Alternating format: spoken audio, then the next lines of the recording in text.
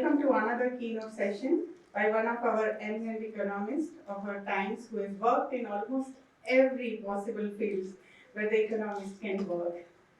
Our schedule unfolds with great anticipation, featuring a keynote session by Professor C. Rangarajan. As we delve into an intricate tapestry of Indian economic history, this session, aptly titled Indian Economic Journey, Past and Future, promises to be a beacon of wisdom and foresight. In a delightful coincidence, today also marks the birthday of Professor C. Rangarajan. It's his 92nd birthday, and again we wish happy birthday to you, sir. Let us extend our warmest wishes and gratitude to him on this special occasion. May this day be filled not only with joy and intellectual exploration, but also with warmth and celebration. Professor Rangarajan is a leading economist in India who has played a key role both as an academic and policymaker. He has held several important positions, which include Governor of Reserve Bank of India, Governor of Andhra Pradesh. He served as Deputy Governor of Reserve Bank of India from 1982 to 1991, after which he served as Governor of Reserve Bank of India during 1992 to 1997, at the time when India embarked on wide-ranging economic reforms, which fundamentally altered the structure of Indian economy. He was actively involved in design and implementation of reform agenda. In 2002, the Government of India awarded him Padma Vibhushan, India's second highest civilian award.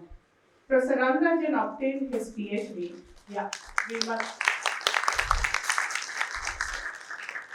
Thank you. Professor Rangarajan obtained his PhD from University of Pennsylvania in the United States. He taught at Wharton School of Finance and Commerce, University of Pennsylvania, and Graduate School of Business Administration, New York University. Join me in welcoming Dr. C. Rangarajan. I request Professor C. Rangarajan to deliver a keynote address. Today he is going to talk on the journey of Indian economy. It gives me great pleasure to be with you all this morning and to be participating in the 5th Annual Economic Conference of Ahmedabad University. I propose to talk this morning a little bit about India's strategy of development in the past, and also outline what the strategy of the development should be in the coming years in the light of many concerns and issues that have been raised. India's economic journey really started after independence. Many people do not realize that the performance of the Indian economy in the first 50 years of the 20th century, that is between 1900 and 1950, was dismal. India's economic growth, average annual economic growth, was 0.89% during that period, and the population growth rate during that period was 0.84%. With the result, there was no increase in the per capita income of the country over 5 decades. This, of course, is the estimate of growth made by Dr. Subramanian of the Delhi School of Economics many years ago. There have been other estimates more recently, but they don't very much differ, even though a shade better than what Subramanian's estimates show. Therefore, at the time of independence, the major concern of the policymakers was to accelerate economic growth. Very briefly, what was the strategy of development that was adopted at that particular time?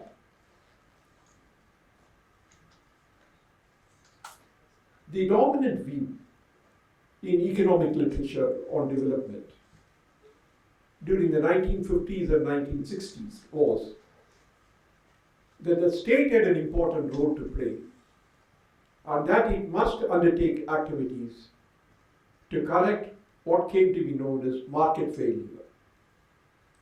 Market failure was particularly perceived in the area of transfer of resources over time, that is what we call normally investment, because of the myopic character of the market participants.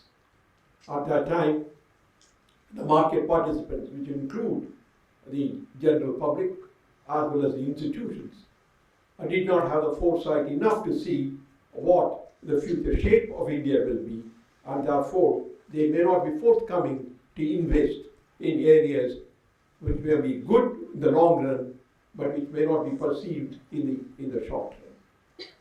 So the role of the state was emphasized in the literature. And the literature also emphasized the advantages that flow as a result of adopting a set of consistent and concurrent investment decisions.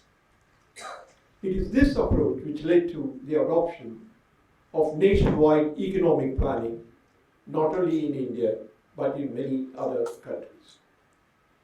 In one sense, we cannot really fault the policymakers at that particular time, because there was no clear indication in the literature itself of what will accelerate economic growth in a developing or in an underdeveloped economy, as it used to be called. The four elements in the strategy of economic development adopted in the 1950s and 60s were: one, as I mentioned earlier, is the dominance of the state. The role of the state in the strategy of development was important.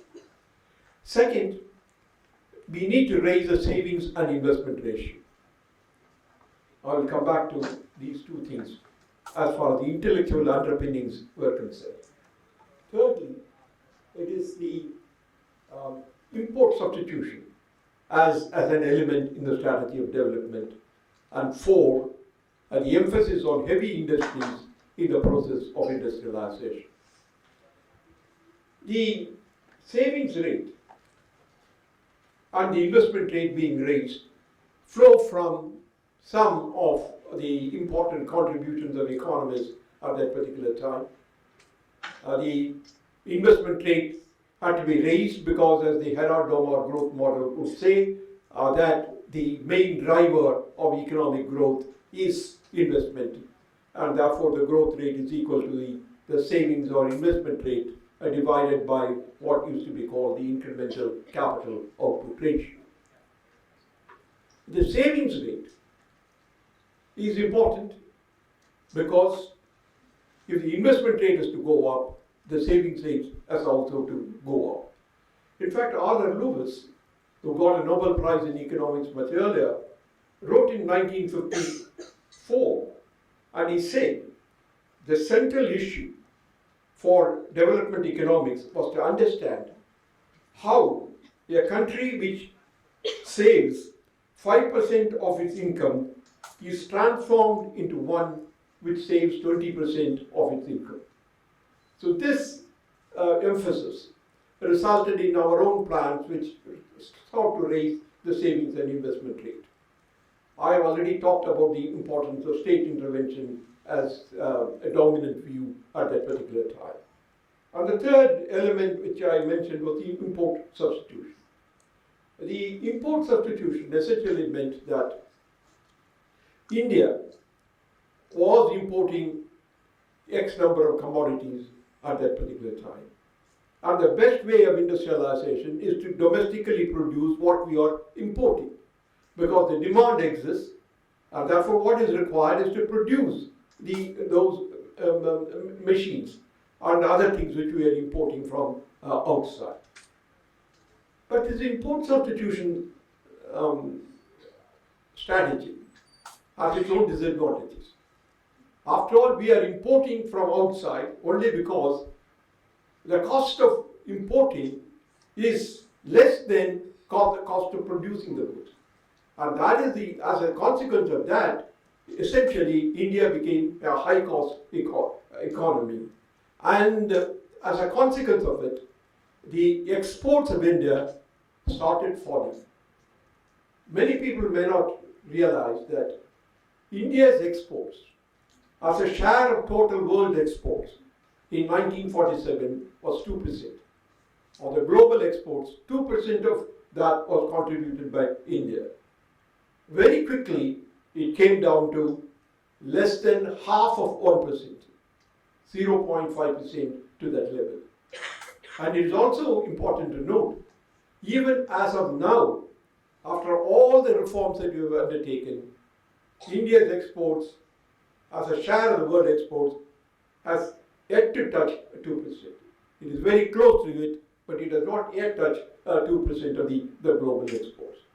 And the fourth element, very quickly, is industrialization is essential, but the process of industrialization must emphasize heavy industries, as they used to be called, that machine making industries, coal and steel and other things. Now, the Mahalanobis model provided the intellectual support for this strategy of development.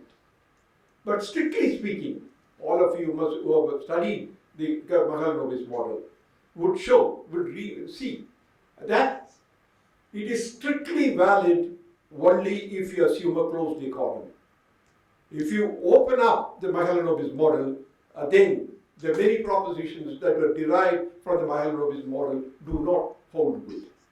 But intuitively, it is very clear. If you have a closed economy, and if you want to raise the level of investment, obviously all the investment goods will have to be produced within the country. And therefore the emphasis on heavy industry will follow. So these are the four elements in the strategy of development. The question is, as I said earlier, that the justification for it is the lack of a coherent theory at that time to explain or to accelerate economic growth. But did we change in time after our experience? And that we didn't. And please do remember the famous Deng's approach reflected in his famous speech, which was on December 13, 1978. That is the major speech of Deng that was delivered, where he said, the time has come, that is what Deng said, to explore new ways and new ideas. At least we must say that we are a decade behind China as far as the adoption of reforms were concerned. Very quickly, the paradigm shift came in 1991, 92. That was a time at which the economic India faced an acute balance of payments problem, and the economy suffered a great deal, and it was felt that the time has come to change the strategy. And the strategy of development that was adopted in 1991, if I may say, had three major elements. One, of course, is to do away with the plethora of controls and licenses that dominated the Indian economy. The licenses and controls almost affected when to produce, what to produce, how to produce, and where to produce sometimes. And therefore the dismantling of the control regime was regarded as an important thing, and that was the first element in the strategy. The second was to reorient the role of the state, in the sense that the state need not intervene in every sphere of activism. Those of you may recall that the extent of expansion of the state-owned economic activity covered wide area, including making of bread. I think that is the extent to which the state intervention extended itself. So here was a different approach, saying that The role of the state is there, but it need not necessarily be into every economic activity. And as so many people have said, that the more market does not mean less market, but different market. And therefore, in that particular sense, the need of the state intervention in the area of social infrastructure became more critical and more important than in the earlier period. And the third and the more important thing is to do away with the import substitution strategy and to adopt the strategy of getting involved in the international trade, compete, and essentially try to make the the production of Indian goods more efficient and competitive in the world market. Let us briefly look at the performance of the Indian economy as we went along. In the first 3 decades, 50s, 60s, and 70s, the average rate of the growth of the Indian economy was 3.6%. And this was the time at which India's population was growing at 2.2%. And the per capita income grew over 1.4% during the first 3 decades. In the 1980s, the average growth rate of the Indian economy increased. It exceeded 5%, the average annual growth rate during the 1980s. But that was at a cost. The fiscal deficit widened enormously, and balance of payments deficit widened enormously, and that was resulted in the crisis of 1991. Without a change in the strategy of development, I wonder whether we would have been able to make the kind of growth afterwards. I can give you only 3 numbers. I don't want to bore you with more numbers. 3 numbers that I will give. Between 1992-93 and 2000 and 2001, the average rate of the growth of the Indian economy was 6.2%. Between 2001 and 2012, the average rate of growth of the economy is 7.4%. Between 2013 and 2019, the average rate of growth is 6.7%. I must, at this particular point, tell you the difficulty in comparing the income growth over such a long period. There has been a significant change in the way in which we calculate the national income of the country in 2011-12. The change in the base with which we compute the national income not only changed 2011-12, but also the methodology of computing national income also underwent a change, and it has been a very controversial matter. But therefore, when you try to compare the earlier numbers with the later numbers, we must understand the difficulties that are involved in the comparison. For example, between 2005-06 and 2007-08, in the 3-year period, India's economy grew at an average rate of 9% per annum.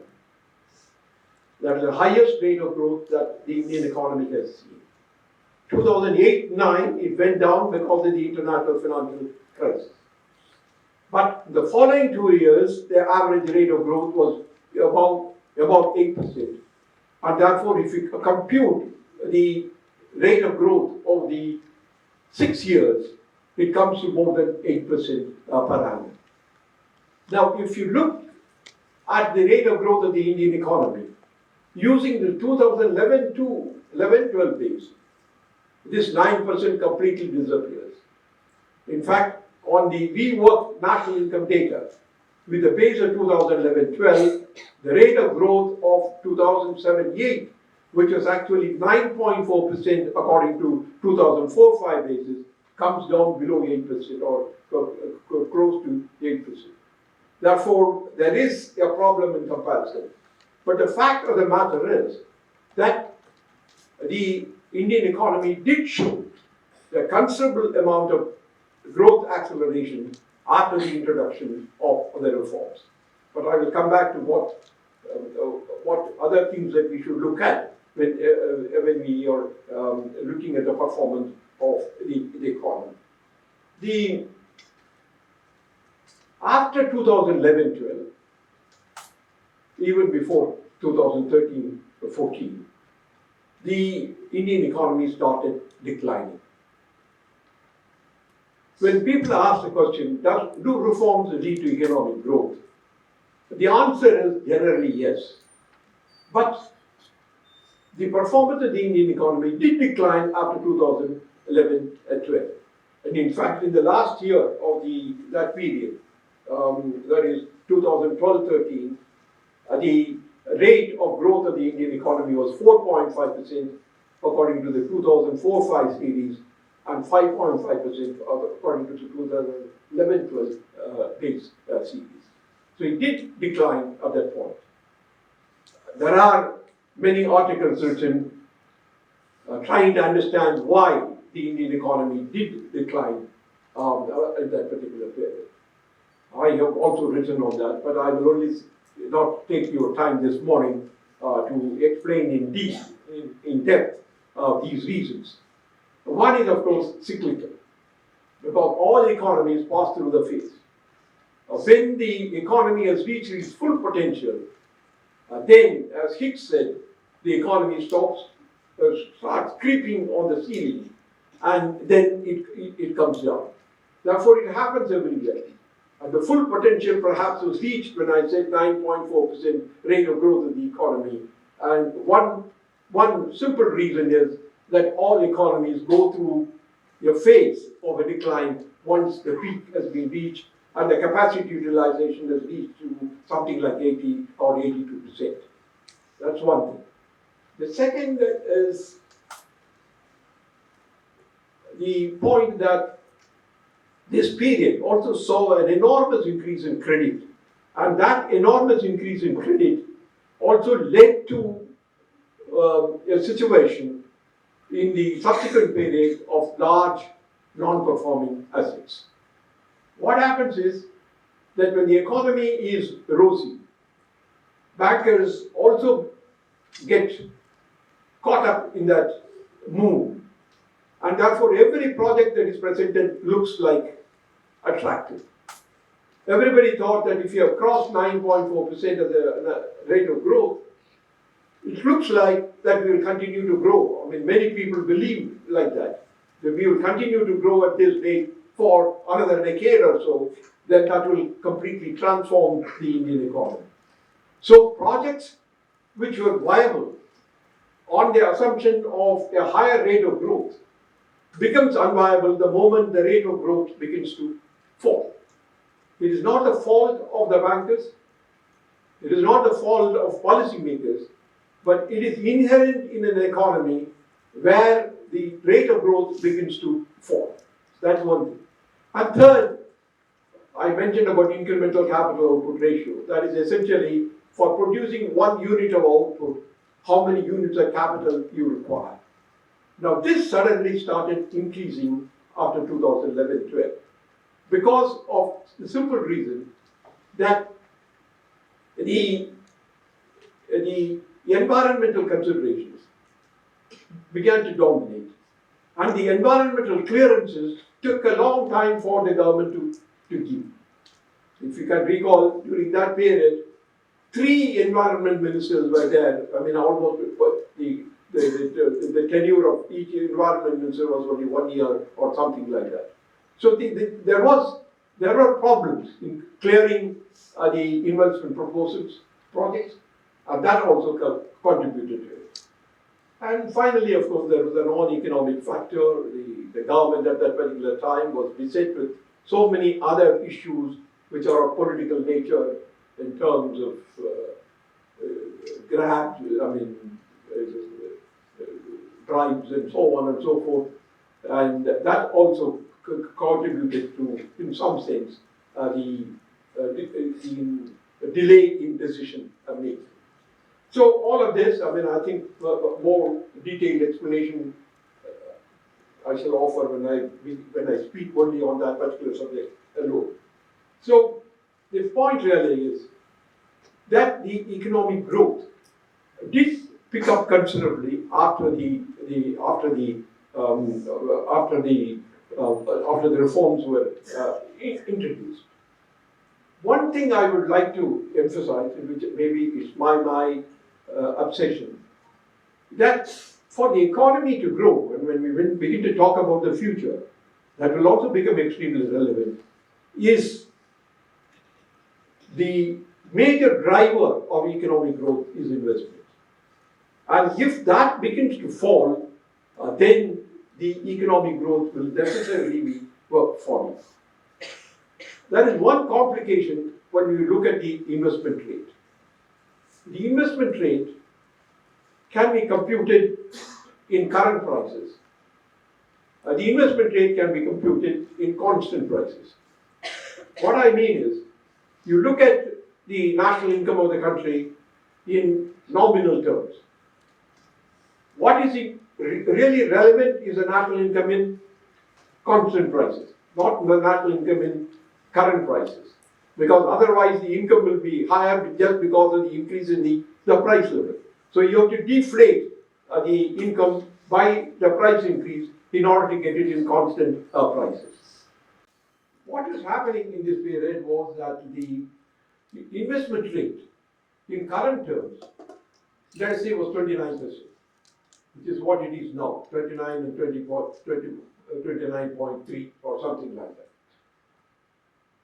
When you convert it into constant terms, constant price terms, what happens is, if the price of capital goods is declining at a slower rate than, or the price of capital goods is increasing at a lower rate than the price of general price level, then the investment rate will increase, because 29% will mean the numerator will be declining by a smaller amount than the numerator will be declining in a smaller amount than the denominator. And therefore you get a situation in which the investment ratio goes up. So 29.1% or 2% gets equivalent to something like 33% actually. But when comparing, you will have to compare either on constant price terms or you have to compare it on nominal price terms. For example, if you look at it in terms of nominal price terms, in 2011-12 it was 34.3 and it came down to 29.2% in 22-23. But if you look at it in constant prices, the decline is somewhat less, 34.3% comes to 34%. But in 2007-8, which was the peak of the economic growth rate, it was almost equivalent to 38% of in constant prices. Therefore, in a telling way, what is really holding back India's growth rate has been the investment rate, and I will come back to it a little later. I will make only one more point and move on to really talk about the present and the future rather than the past. How do you assess the economic performance of a country? Is the rate of growth the only way to measure the performance of the economy? There are a lot of people who claim, for example, that what happened to inequality in income?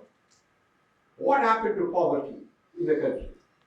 So that means that you are concerned with not only the level and the growth of the aggregate national income, but also its distribution and therefore the inequality or not. I have made the point in one of the articles that in the early stages of development of a country, it is far more important to look at the reduction in the poverty ratio rather than the reduction in the inequality in income. In measuring the reduction, in measuring what is happening to the inequality in income, there are many problems in India. One, we don't have an officially official data on distribution of income. That is, of course, the CMIE estimate on the pyramid, as they call it, of income. There is also the National Council of Applied Economic Research data on income. But I think there is no official data on the distribution of income. Piketty, of course, has made an estimate, but that is also, in my opinion, not a very fair assessment. Piketty's estimate is made on the basis of the income tax returns. Now, that may be looking at the income tax people's, the data provided by all the income taxpayers. That can be an intensification of the inequality. That means that the number of people who pay the highest level of income, a tax, may have increased. I mean, that is quite possible. But that is such a small part of the total population. I would venture to say that assessment is also not very appropriate. But I think in the case of poverty ratio, we have data because the National Sample Survey provides the distribution of consumption expenditure according to the different expenditure classes. And using that, we do have this data, which is that in 1993-94, the number of people below poverty line was 45.3%. It came down to 2004-5 to 37.2%, and significantly, from 2004-5 to 2011-12, it came down to 21.9%. Now, this 21.9% has been questioned. There was a committee under my chairmanship which looked at the data. We have estimated the poverty ratio, and our estimate of the poverty ratio is higher than 21.9. But the significant thing is what is happening to the ratio over a period of time. So my committee's numbers also indicate between 2004-5 and 2011-12 there was a significant decline in the ratio. Therefore, I can tell you, it is easy to show statistically or not statistically, mathematically, that the poverty ratio may be declining, but the inequality ratio can be increasing. Because inequality looks at the distribution over the entire gamut. But whereas poverty ratio looks at the number of people who are below the poverty line, defined in whatever way you want. Therefore, it is possible for the poverty ratio to go down, but the inequality ratio to rise. There are also criticisms on the fact that National Sample Survey data on expenditure is also not appropriate because the aggregated consumption expenditure derived from the National Sample Survey is significantly lower than the consumption expenditure as revealed by the national income accounts. This has been a debatable issue, not a debatable issue. This is an issue which needs to be addressed. We have in our committee examined in some detail why the differences exist between the two. But it is for the National Sample Survey and the statistical organization to move ahead and remove the problems. I mean, otherwise there is an observation which is valid, namely that how can you aggregate? After all, the whole idea of sampling theory is from the sample you draw the inference on the population. And if the inference that you have drawn on the population is distinctly lower than what the population is because some other methodology shows a higher level, I think we need to address that particular problem. Therefore, many people said that go away from this and use what is called the multiple indicator index. That is not simply depend upon the expenditure ratio, but look at the number of indicators and see what is happening. The numbers that come out as a consequence of that quite clearly shows that the poverty, either as measured as an expenditure through the method or through the multiple indicator index, is really significantly lower. I really need to read this particular paragraph from the report. The report on Global Multidimensional Poverty Index 2018, released by UNDP and Oxford University, says, and I quote from that, India has made momentous progress in reducing the multidimensional poverty. The incidence of multidimensional poverty was almost half between 2005-6 and 2015-16, climbing down to 27.5%.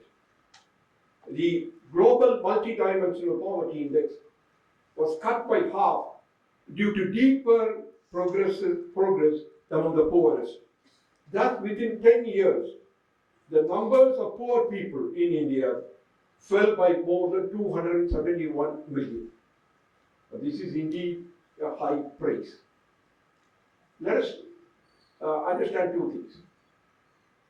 In fact, I take the number 27.8%, because according to the multidimensional poverty index, the absolute level is higher. But in terms of the progress, in terms over a period of time, it has come down very significantly. There is a report of the Oxford University and UNDP, one after this. But that also confirms. I have it in my library in Chennai, but I could get it here. So that also reports says that. Now let me come very quickly to other issues. As I said, there is enough evidence to show that after the introduction of the reforms, the progress has been there in terms of the acceleration of growth. But the poverty ratio, even though it has come down, still remains at a high level. I mean, I think 17 to 20% essentially mean 1/5 of the population is below a poverty line. Now, in drawing the poverty line also, there are different approaches to doing it, and there is always a subjective element involved in it. I may say that having an income of X is anyone having an income below that X is poor. Somebody else might say, no, X is not enough. It has to be X plus. Then obviously the poverty ratio will go up. Now there is a subjective element involved in that. But the point really is that we really need, in some sense, to accelerate our growth. There is enough evidence to show that as the growth of the economy picks up, the poverty ratio comes down. That, I think, is very clear. And therefore, one way of doing it is that. But there is also another thing, which I will emphasize shortly when I come to reforms, and that is that the growth by itself is not the answer to the problem. Now let me ask the question. We have done reforms. As we go ahead, what should be our attitude? So the first question to ask is did the data show that reforms produce a higher growth? Yes, but there is also the evidence about post 2011-12, which shows a decline in the growth rate at least up to 2015-16.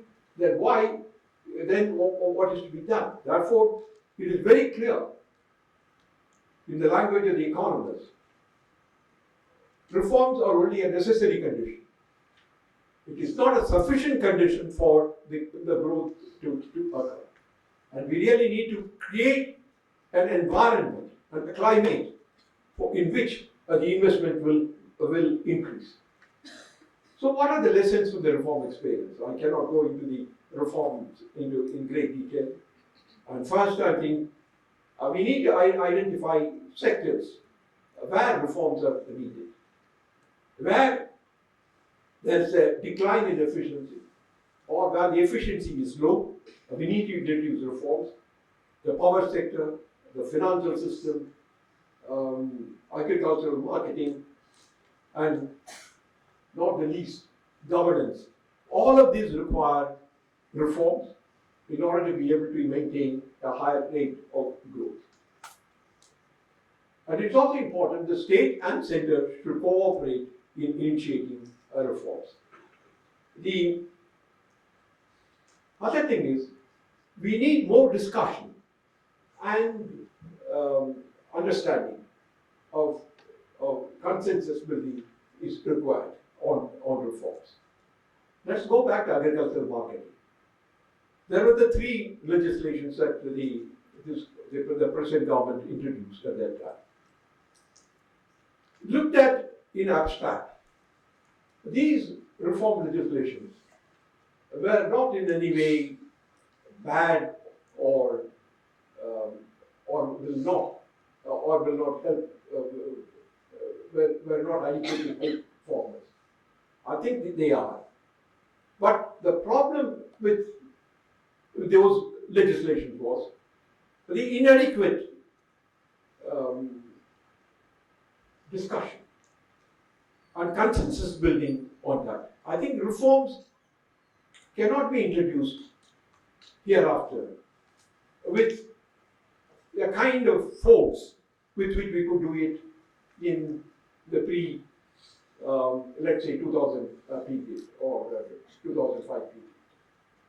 Under the shadow of a great tragedy, under the shadow of a crisis, we were able to push reforms sometimes even without discussion. But that cannot become the pattern. The pattern is what is really required is that there must be enough discussions. And I also thought one thing wrong with the three legislations was that it was not the center which should have introduced those legislations.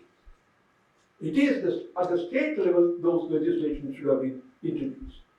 Because the APMC Act, which is the crux of the problem, is the creation of the state legislations. And therefore, the reform should have come from the state level rather than from the national level. But equally important is what I would call timing and sequencing are important. Timing, for example. People talk about a great deal in our country whenever we talk about reforms, that labor reforms are required. In my opinion, labor reforms can be introduced or should be introduced only at a time when the economy is on the upswing.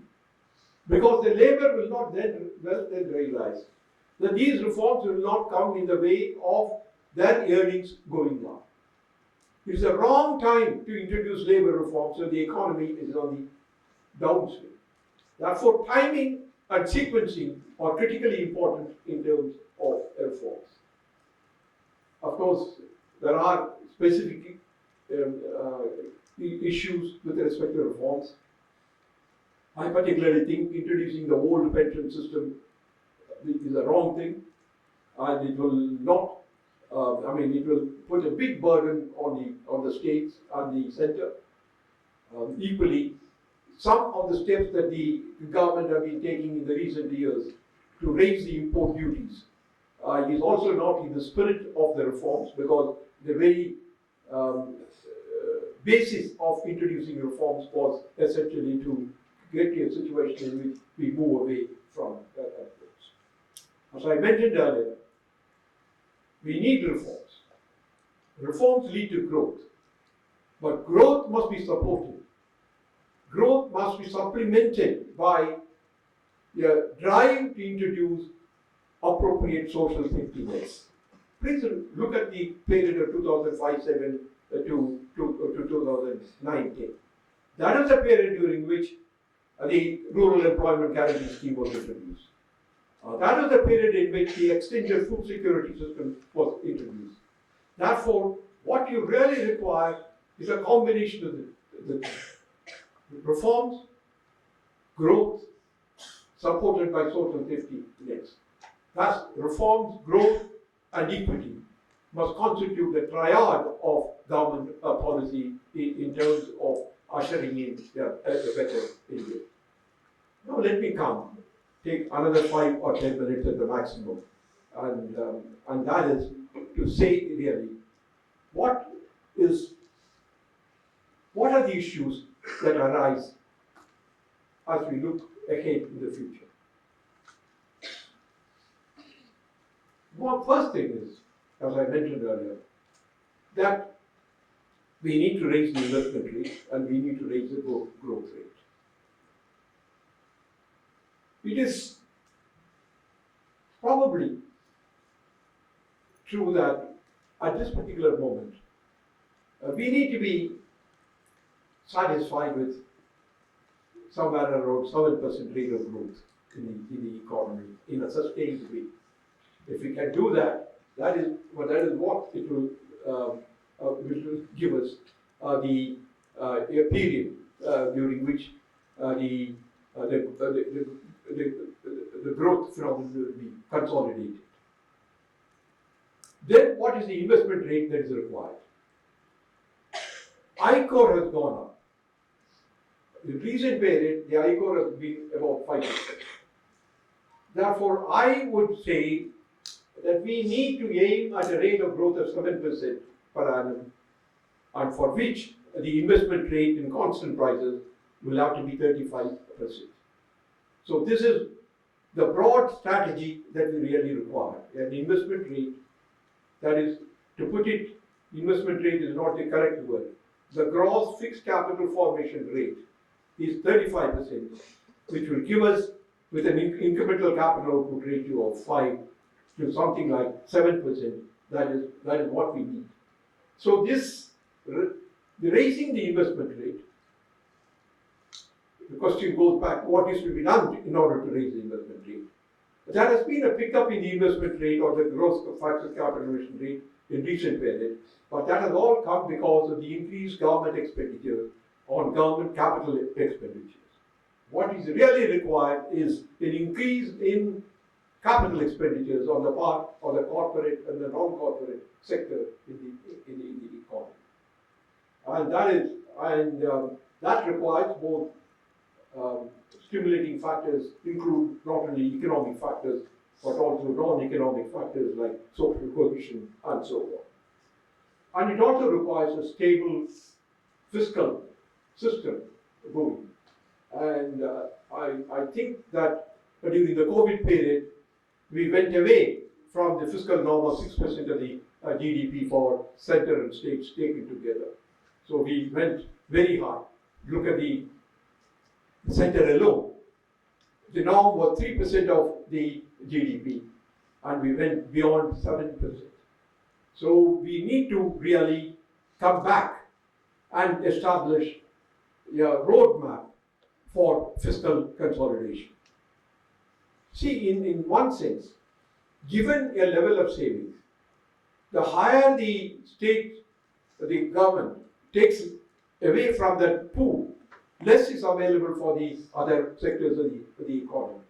Therefore, in that particular sense, we really require a situation in which fiscal consolidation becomes important. Right now, the government has not said anywhere when they will reach the 3% of GDP as the fiscal deficit of the center. And the indication that has been given is that in the next 2 years we will go down to 4.5% of the GDP. So what we need, if I may say so, a target and a roadmap. The target should be 3%, and we need a roadmap as to when we will reach that. Then there are two important questions that keep coming up from time to time, and the Vice Chancellor Pankaj Chandra also mentioned this morning about the structure of the economy. I think that needs to be addressed, but let me pose a few issues. First of all, new technologies are emerging, and therefore we should have the capacity to absorb new technologies. This requires two things. We need to upgrade the skills of the people, the labor, and therefore therefore the educational system and everything else needs to be toned up in order to be able to absorb the new technologies. We must have the capability to absorb the new technologies. But at the same time, the new technologies also create problems. The impact of the new technologies on what happens to employment is a critical question. There is a fear that the nature of the new technologies is different from the nature of the technological innovation in the past, and therefore, as a consequence, there can be a reduction in the employment. But to put it in the words of the economists, the employment elasticity of income may come down. The employment elasticity, as it comes down, then we also have this situation that the dependency ratio is coming down. The number of people, percentage of population in the active 15 to 45 years is growing up, and therefore that needs more employment. And in a situation in which we are caught where the income growth has to be much higher than what it used to be in order to absorb the same level of employment. Therefore, the critical question is that perhaps even 7% rate of growth may not be adequate in order to do it. But whether we can go beyond 7% is another question with which I will end my talk. And the other is, what is the strategy of development? We talked about 50s, 60s, we talked about 1991 and so on. Should we emphasize manufacturing? Should we emphasize services? The argument is going on that what China did or what South Korea did is not applicable anymore. Fair enough, because that all happened. The export strategy of development all happened in a period in which the world trade was increasing, world income was increasing at a fast rate. And that is not happening now. And therefore that strategy may not work now. And that strategy also worked at a period when South Korea, look at the example of South Korea. South Korean example is activating the exports, but at the same time they had some kind of controls on imports. But at that time, USA and the Europe was growing so fast that they ignored it. But today they will not ignore it because their rate of growth is coming down. Therefore, and also the point which I missed earlier, but the point is that the OECD has projected a secular downward trend in the growth of the developed countries. The problem of the developed countries today, like USA and UK, is not growth, is distribution. The biggest problem in USA now is really that the income inequality is increasing, and that is going to become a problem. Therefore, the extent of the rate of growth of the economy is going to come down. Therefore, that is not good. But my argument is the strategy of development in the future must be multidimensional. It has, exports have to grow, because that is a test of efficiency also, because you are able to compete in the world market. At the same time, it is not only services. The argument that services we are doing well and therefore we should focus on services is only partially correct. Yes, we have the ability, we have the competence, we have the talent, we can do it. But at the same time, we cannot forget manufacturing, because in the final analysis, the growth of services also leads to better production of manufacturing. Much of the services growth is directed towards ultimately making better cars, ultimately making better machines, and so on and so forth. Therefore, the point is, I would like to stress this point, that the strategy of development must be multidimensional, services where we have a talent to allow it to grow, but manufacturing is important because manufacturing is the one sector of the economy where the employment of different talents and different levels of competence can be absorbed. So that is the other important thing.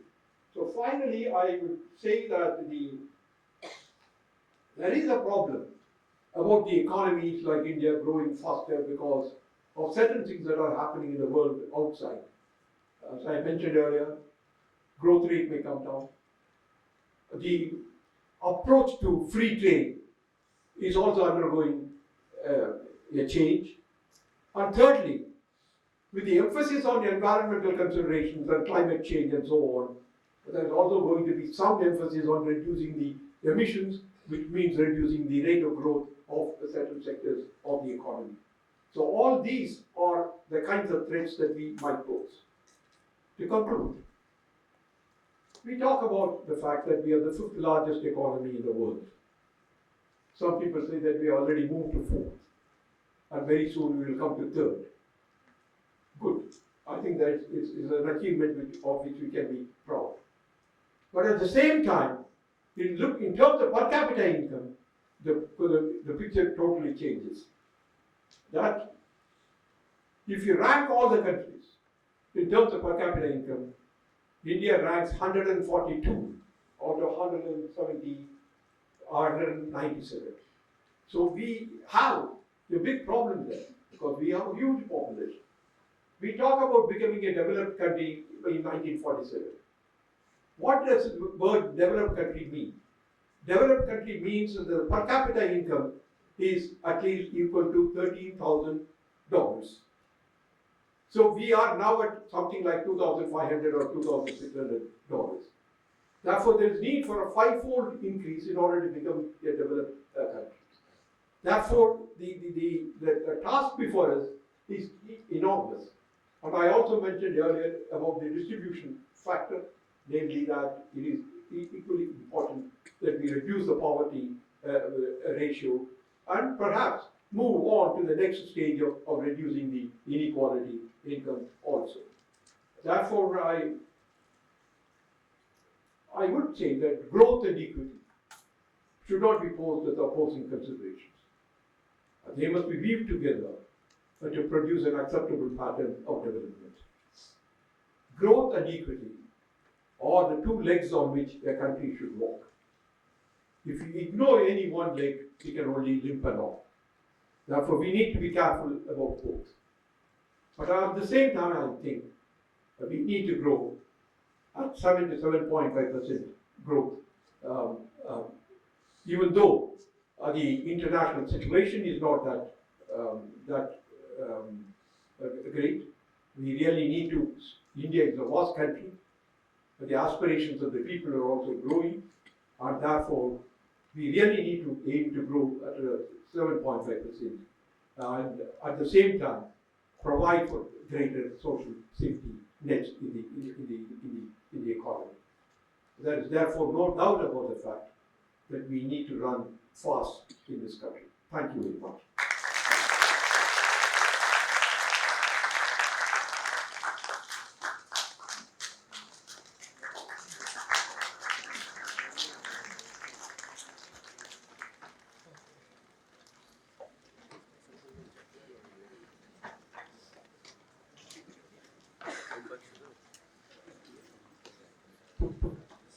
Thank you, sir, for the wonderful story of Indian economy.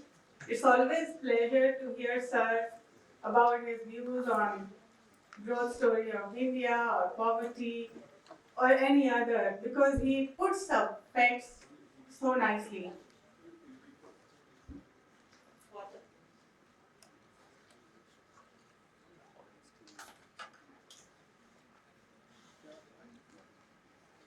Starting from Heratomar model to Mahalanobis model, he has covered each and every important point.